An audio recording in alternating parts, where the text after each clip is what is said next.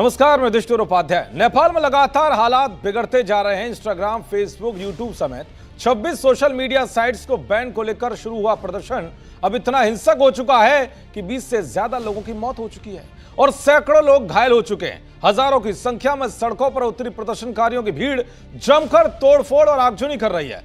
हालात इतने बिगड़ चुके हैं कि प्रदर्शनकारियों ने प्रधानमंत्री केपी ओली के निजी आवास तक को फूंक डाला है। इन सब हालातों को देखते हुए कई मंत्रियों ने इस्तीफा दे दिया है। केपी ओली ने भी इस्तीफा दे दिया है। कहा जा रहा है कि पीएम ओली नेपाल छोड़कर थाईलैंड या दुबई जा सकते हैं। कई नेता और मंत्री अब तक देश छोड़कर भाग चुके हैं। प्रदर्शनकारियों ने संसद पर कब्जा कर लिया है। सड़कों पर सेना उतार दी गई है। पड़ोसी देश नेपाल में बिगड़ते हालातों को देखकर भारत भी एक्शन मोड में आ गया है। भारत नेपाल के तमाम बॉर्डर पर अलर्ट जारी कर दिया गया है। नेपाल की सीमा से लगे कई जिलों में सुरक्षा बढ़ा दी गई है।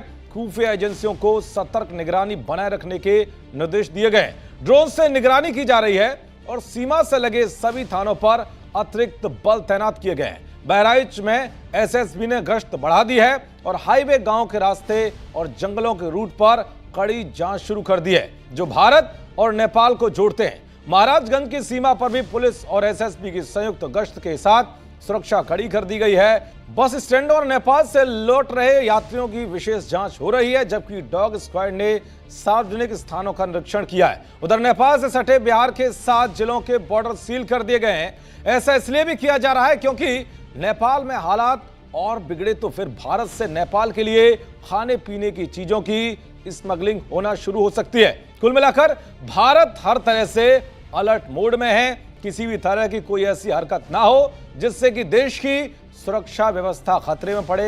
इन सब बातों को ध्यान में रखकर हर मोर्चे पर नजर रखी जा रही है। दरअसल ये आंदोलन सिर्फ काठमांडू तक ही सीमित नहीं है, बल्कि पूरे नेपाल में फैल चुका है। पूरे देश में सेना उतार दी गई है। सरकार ने हालातों को देखते हुए प्रदर्शनकारियों को शूट एंड साइट यानी कि देखते ही गोली मारने के आदेश दे दिए। प्रदर्शनकारी इस कदर गुस्से में हैं कि वो केपी ओली के करीबी नेता और मंत्रियों के घरों को चुन चुनकर आग के हवाले कर रहे हैं। प्रदर्शनकारी अब सेना को भी सड़कों पर दौड़ा रहे हैं। काठमांडू एयरपोर्ट को भी बंद कर दिया गया है। इसके अलावा कई इलाकों में कर्फ्यू लगा दिया गया है, लेकिन कर्फ्यू का कोई असर देखने को नहीं मिल रहा है।